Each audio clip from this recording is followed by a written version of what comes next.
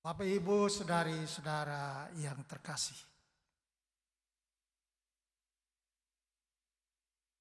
Tuhan Yesus telah mengatakan segala-galanya kepada muridnya, rahasia-rahasia dari Bapanya.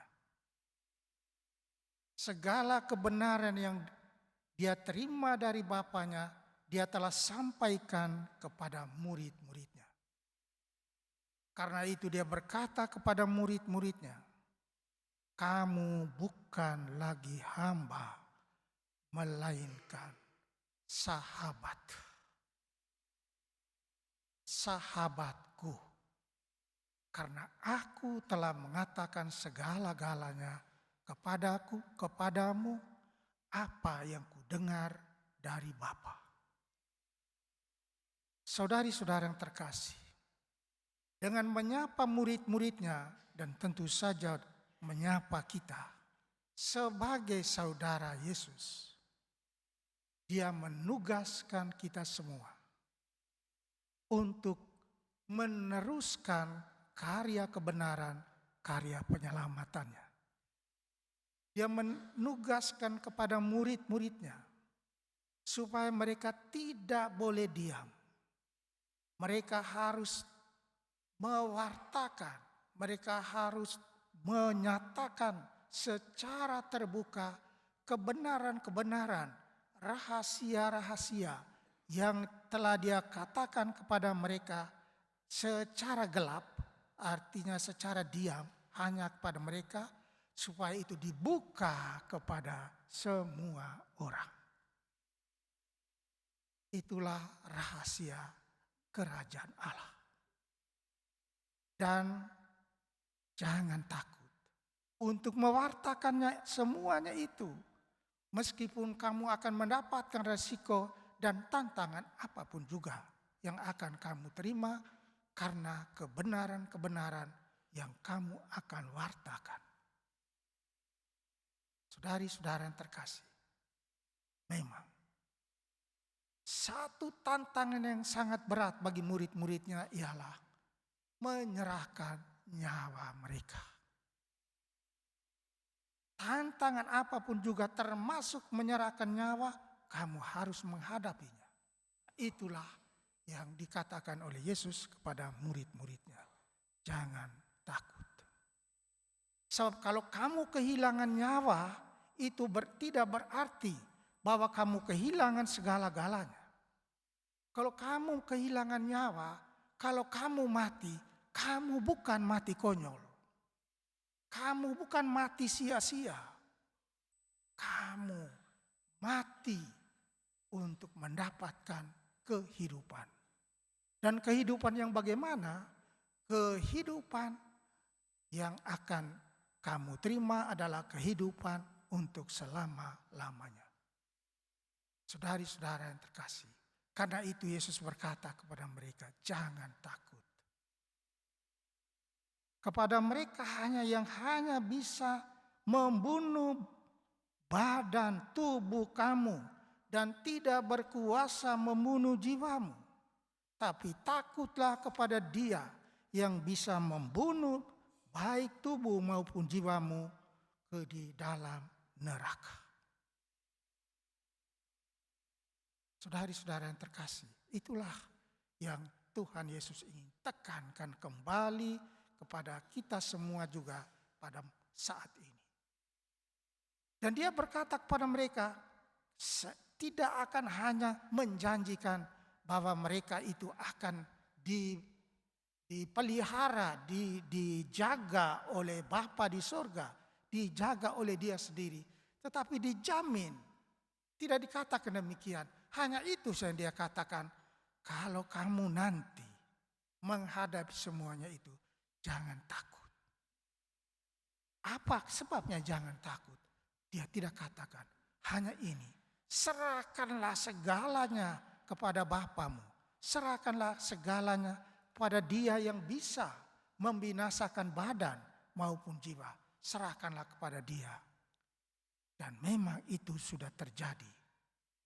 Dalam sejarah gereja, betapa banyak orang-orang yang berani berani mati. Mereka sadar mereka tidak mati konyol. Mereka sadar mereka tidak mati sia-sia. Mereka menyerahkan nyawanya, menumpahkan darahnya demi kebenaran, demi kabar sukacita, demi mengemban tugas yang diberikan oleh Tuhan Yesus kepada mereka. Dan satu hal lagi Yesus katakan, coba kamu lihat, mengapa kamu tetap berharga? Mengapa kamu tetap berarti? Mengapa kamu tetap bermakna? Karena Bapa di surga bisa memelihara kamu dengan caranya sendiri. Kalau burung pipit saja yang ada itu Bapa pelihara, apalagi kamu manusia yang begitu berharga ini, Bapa akan memelihara kamu. Bapa akan menjaga kamu. Bapa menjamin kamu.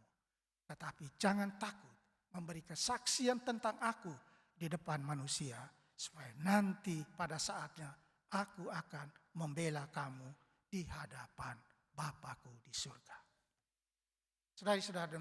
Saudara-saudari yang terkasih, demikianlah murid-murid Yesus diberi pesan yang sangat bermakna dan luar biasa.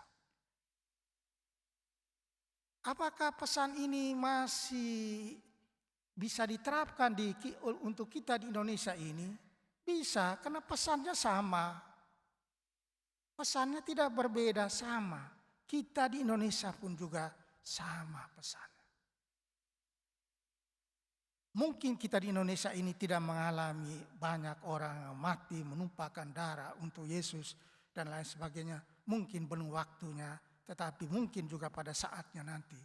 Ya, kalau bukan kita, tapi mungkin generasi-generasi sesudah kita ini mungkin akan mengalami seperti itu.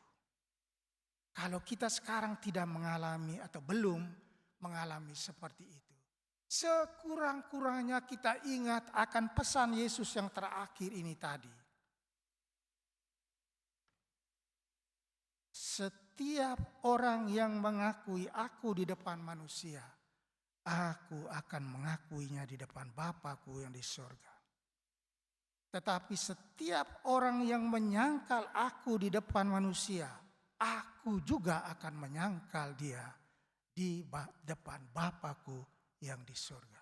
Sekurang-kurangnya inilah kita camkan. Kalau kita tidak menumpahkan darah kita, menyerahkan nyawa kita, sekurang-kurangnya saudari-saudara yang terkasih, jangan menyangkal Yesus di dunia ini. Jangan menyangkal Yesus. Karena kita banyak sekali takut, lalu menyangkal Yesus. Kita banyak kepentingan, lalu menyangkal Yesus.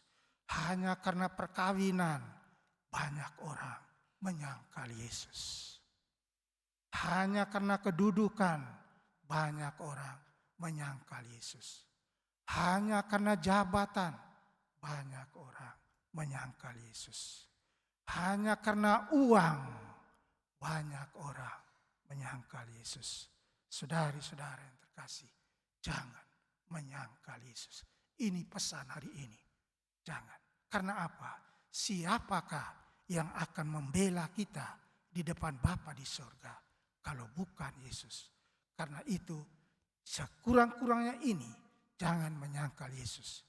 Supaya nanti pada saatnya, saudara dan saya, kita menghadap Bapa, Yesus akan membela kita di depan Bapanya. Ini dia yang tidak pernah menyangkal aku di dunia ini. Inilah dia yang tidak pernah mengingkari aku di dunia ini. Mari masuk bersama dan berbahagia untuk selama-lamanya. Saudari-saudara yang terkasih, semoga pesan Tuhan hari ini menyadarkan kembali kita semua. Anak-anak muda dalam perkawinan, jaga perkawinan baik-baik. Anak-anak muda dalam pernikahan, bapak, ibu dan lain sebagainya. Jangan sampai hanya karena kedudukan, hanya karena uang, hanya karena jabatan, hanya karena macam-macam hal kita menyangkal Yesus. Kita tidak lagi menjadi beriman akan Yesus yang tadinya namanya Adrianus, lalu kemudian tiba-tiba sudah menjadi Abdullah. Ini barangkali paling baik Kita hindari semuanya ini supaya dengan demikian kita dibela oleh Yesus di depan Bapa di surga. Tuhan memberkati.